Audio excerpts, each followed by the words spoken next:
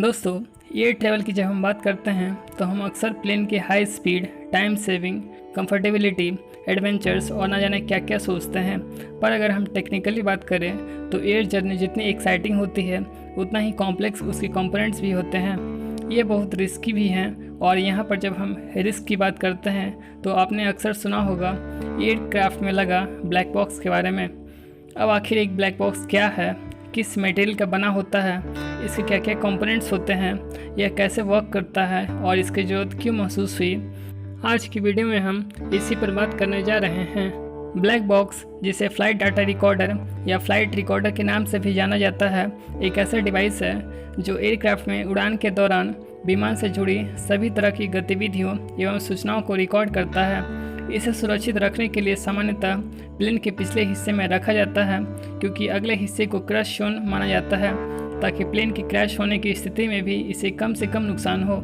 यह black box बहुत ही मजबूत मानी जाने वाली टाइटेनियम या स्टील की बनी होती है, जिसे टाइटेनियम के ही बने डिब्बे में रखा जाता है, ताकि काफ़ी ऊंचाई से ज़मीन या समुद्री पानी में गिरने की स्थिति में भी इस बॉक्स को कम से कम नुकसान हो।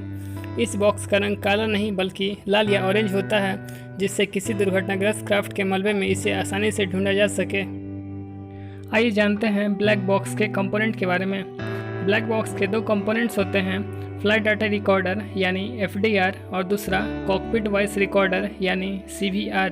फ्लाइट डाटा रिकॉर्डर प्लेन के direction, altitude, fuel temperature, speed, turbulence, cabin का टेम्परेचर सहित 80 से ज़्यादा प्रकार के आंकड़ों के बारे में 25 घंटों से अधिक की रिकॉर्डेड इन्फॉर्मेशन स्टोर करके रखता है।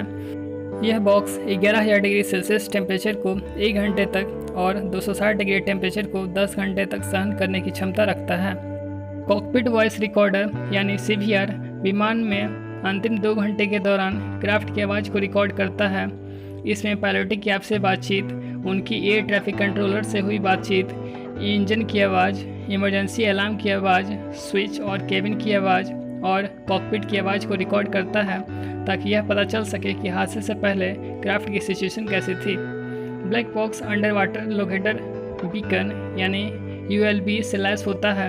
यदि कोई विमान समुद्र में दुर्घटनाग्रस्त हो जाता है तो बीकन 14,000 फीट की गहराई तक सोनार और ऑडियो इक्विपमेंट से डिटेक्ट होने वाली अल्ट्रासोनिक पल्स भेजता है।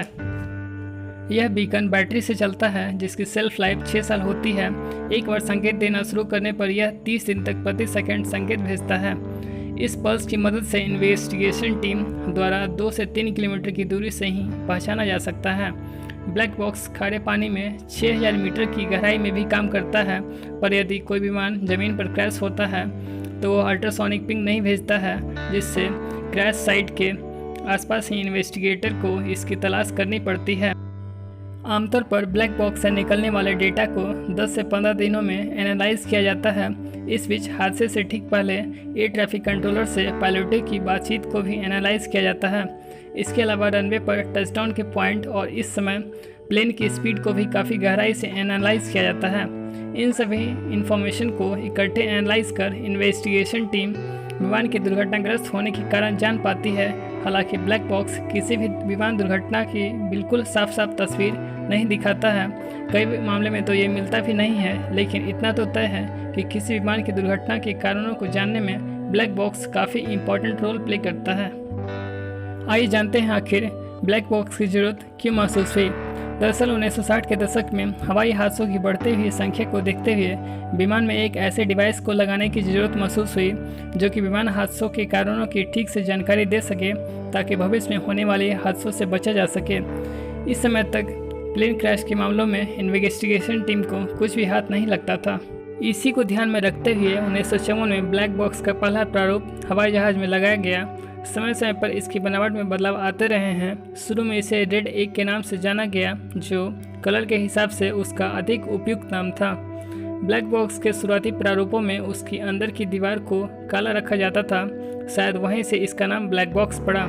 तो दोस्तों, आज की वीडियो में बस इतना ही। हम फिर मिलेंगे एक नए तथ्य के साथ। तब तक के लिए अपना और अपनों का ख्याल रखें। Take care. अगर आप नए हैं तो हमारे वर्ल्ड द मिस्ट्री चैनल को ज़रूर सब्सक्राइब करके बेल आइकन को ज़रूर प्रेस करें, जिससे हमारे नए वीडियोज़ की नोटिफिकेशन आप तक सबसे पहले पहुँचे।